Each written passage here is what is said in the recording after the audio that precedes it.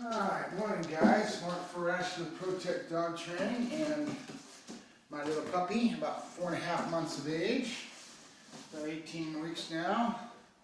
9/18 was his birthday, so he's getting bigger. This is Joker, for those of you that haven't met Joker. Good, good. And some of this we've already been working on. So we'll show you change of position first. And what we're doing, couche. Good. Is repetition of the same things we already work on. Yes, good. So that we have patterns to build on. And realize the things that he does the best, or the ones that were the start of the very first, are the things that he is going to be the strongest at, that you'll be able to get drive. We go back to our powers of 2s and 3s. You'll see me doing this stuff 2 and 3 times on each little pattern. And then how I mix up each one of those little patterns and pull it all together is really the key, that mix up, what I call the powers of 2s and 3s. And it's pretty basic in how we all learn. When we do something a couple, 2, 3 times in a row in a pattern, we're going to pick up. We don't just do something once. We do it a couple, 2, 3 times so that we increase our... Nope.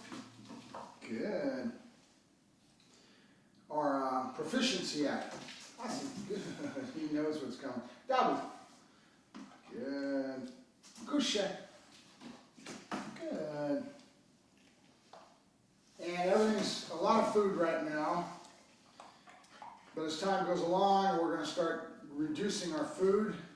And we'll go from a constant reward base that we've got now to a variable. And if you do any studying about operant conditioning and some of the science of dog training, you'll learn that variable reward is where we really start to get to increase the power of our behaviors and the proficiency, and we get them really ingrained real well with variable reward.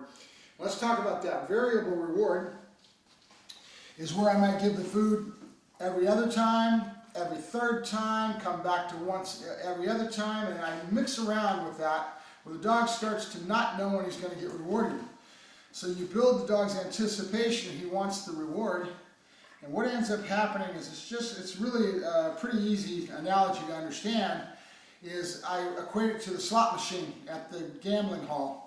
And you start to think about what makes it so that a person will sit there all day long pulling on that one-armed bandit. And the reason is because they have a variable reward. You don't know when you're going to get that jackpot, and you're wanting it to work, and you'll get a little bit of a tease, and all of a sudden you'll get a little bit longer, and then you'll get a little bit higher of a tease, and then they'll go back to making you wait forever pulling that machine. That's a variable reward. It's a very consistent thing, and that creates that addiction that you have that makes you want to sit there all day long trying your best to win that jackpot. So we're using the same thing when you get into that same analogy when you're doing the dogs, and you get to a variable reward stage where the dog starts to increase behavior, they become stronger, become more reliable, and they become set, like setting things in cement. And that's how you end up building a dog that ends up getting a very good reward basis. So we don't do that with a puppy until he's a little older, and we really have this stuff ingrained. We're dealing with attention span. We're dealing with other things that we have to deal with. So watch what happens right now when I tell Joker to go to my side on a heel. And his command is, "Opie, good boy." And as you notice, I did a spin, and right away I showed him that target hand. And he's been conditioned to come after the food and go to the target hand. So I now have the ability to start getting my really nice, good healing pattern. And where his neck is at, for those of you that are into horses, you know that they actually set the neck of a horse to get them to do some of that posture that they have in horses, depending on the horses that you're doing. And it's a genetic thing with a lot of them, where their neck's really bowed, but they actually set the neck by having the reins keep the neck of the horse in a certain position. And so that the muscles get trained to stay in that position or become easier to go to that position. So if you notice what I'm doing here, I'm heeling the dog with his neck up. And that creates that muscle right here in the side to become very comfortable and common for them to be able to heel in that position. And then with gait, in other words, how fast or how slow I go, as I go along, I can get a nice prance. And there he is right there. He's prancing for me because I've increased my speed. And now, if I do that enough, the dog will start to prance, and I will get a nice, what I call a high step. That's how we get our dog to have that really nice look when he's at your side. Good. Now, I don't want to give him a reward until he's in the right position. You notice he's slouching right now in that sit. So I'm going to stretch the food out, and he knows, and there he already corrected his position. Nope. Good. Good. Now we're going to our duration marker. Good. And notice what we did. We did change the position. Good. We did a little heel pattern. Good. And now we're building our duration marker that gets us our downstay. Nope. Nope. Good. And I didn't give him a treat that time. My voice tone was a little different on my good. Good. And I go right back to the front because I'm trying to accent that he needs to stay in that front position. And I won't give him some food until he gets in the right position. Nope. Good. And right away I body praise to the back of this because I have a negative that I put in where I kind of poke on the sides very gently to teach the dog to stay up in this position. I right away body praise in a straight. So when he's in a straight, nope, nope. And I keep accenting good until he gives me what I want, which is that straight. Good. And he's forging and he's moving, but I'm not as worried about that right now as I'm trying to accent this back end being in the right position. Good. Good boy, Joker. Good, Joker. Yep. Come on. Yeah. Go boy. And that break is very important, whether you realize it or not. We're saying the dog's name with a pause. And I'll say it a couple times. Good boy. Good. Nope. Let's see if I can get him to do it. We're going to accent that break. So now we're working on that versus the duration marker. Oh, yay. Good boy. Good. Come on, boy. And what you want to do is you want to think of all this stuff that you're working on as little pieces of a puzzle. And each behavior, good, is a piece of a behavior. Joker. Nope. And having the toy in my hand makes it a little different. So I've got to be careful. Good. I'm accenting the same thing again. And then Joker. Good. Joker. Yep. Come on. Yeah. Good boy. So, good boy, Joker. Good. I'm going to stay with him a little while. Good boy. Good. And then I'll come back to chattering at you guys. Good boy. Good. Yeah, you go. Good boy, Joker. And what I didn't do was these cones. I put them out here for a reason, and I didn't work them because I was talking to you guys and getting into some other stuff. Good boy. Good. All right, ready?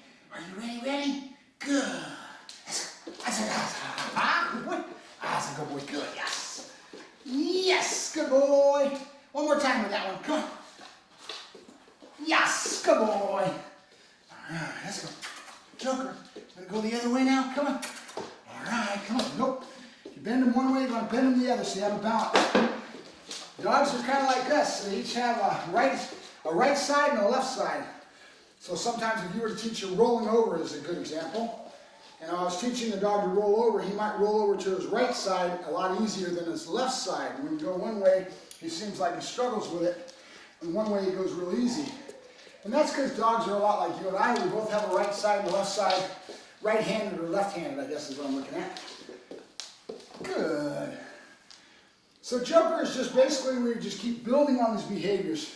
He's not doing much different today than he was. Joker. Oh, yay! Good boy. And I put in a word. And dogs see things in pictures, meaning they see the same body motion, the same emotional thing from you. And you notice I'm playing on it. Nope. Where Joker. Good, Joker. Nope, nope, nope. Good, Joker. Good. Yep. Oh, yay! And so I'm doing this little hand move, and I'm spinning, and right away he sees that hand motion. That becomes a picture in his mind where that's a cue.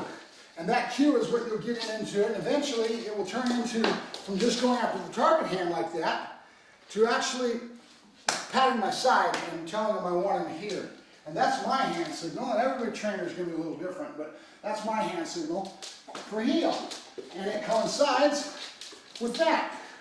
And eventually it'll turn into just a hand signal of slapping my side and telling him I want him right here. And that can be a hand signal for distance and all kinds of things that we can do.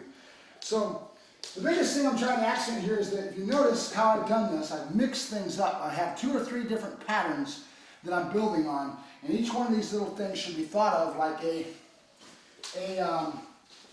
puzzle.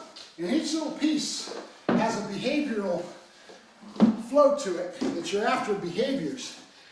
I'm trying to teach the dog to do things. So we started with our change of positions on the table, and he's used to this table. It's very positive for him. He gets up on it, nope, no, good. And then we went into the heel, and then we went into our down at our side, which was where we're working on duration markers. So we accented that duration marker, and then we accented our break. So it's very important that we have a break. If you don't have a break, you can't keep your excitement up, and it doesn't lead very well into my other things. The biggest thing that break gives me is excitement level and drive, keeps the dog motivated to work. And then secondly, you notice that little pause? There's a pause in between his name and then the break command. And so that gives you that duration marker where he starts to learn to wait, have patience, and something is coming. So he's waiting. Joker, good dog, good, Joker. Yep, and I break the dog and he realizes that something's happening. So you can use that break into your other commands. And then we have a preparatory to a command is the way I work my dogs, where I'll say the dog's name and preparatory into a command of a command. And we don't always have to do it that way. As time goes along, we can start doing it either or, but it's a little better when you give a dog's name before you give a command because it engages the dog's brain. He knows something's coming and he'll do the command quickly. And it's an action. So action words, heeling, which is movement, downing, which is to down, that changes movement. Other commands, we always give the dog's name first, or I do. This is the way I work my dogs. And then after a while, we would start to give no name first for stays. So we don't give the dog's name at all for a stay. The reason for that is there's no action, there's no movement that's going to be preceding it. It's like a sack of potatoes. You're asking him either sit stay or down stay. You're not asking him to do anything, so you do not give the dog's name first. So that's the only one that's a little different on that. And he's into teething right now, can you tell? He's wanting to chew on me real heavy. And what we want to do for this one is when you have a dog that's biting on you so heavy, you've got to have some little negative, but most of it's done by redirecting behavior. And I'll go get his bone right now to do that. And I will figure out some kind of a correction, and it varies, but I picked on him, I'm doing a little bit of a mouth pinch, where I will actually no. See my thumb, it's on the inside, I say nope, good. And then I redirect, good boy, good, that's my boy, good. So this is what I do want you to chew on, that's not what I want you to chew on with my hands. And you've got to be, it's fluid. I'm not always going to correct him. Sometimes I'm going to lighten up on my correction. I'm going to do more getting him into his toy and redirecting a lot more than I would others. You've got to work him through it. But chewing and pulling is something that all dogs do because they're very mouthy creatures. It's a natural instinct for them. All right, I'm going to let you guys go. That was my little demo of where Joker's at. You notice he's got the silver on his neck. That is a pinch color. He has been habituated to it. In other words, he's wearing it. We're not using it. We probably won't use that pinch for another 3 weeks to a month. But he will wear it anytime he's out with me, so he gets used to wearing it. And then we will slowly bring it into acclimating him on a pinch. And when we use a pinch, a lot of people think negative of a correction tool. We're not going to be using it for correction in the very beginning. We are going to teach him to give to pressure, just like I would have a horse that I was teaching to give to the bit.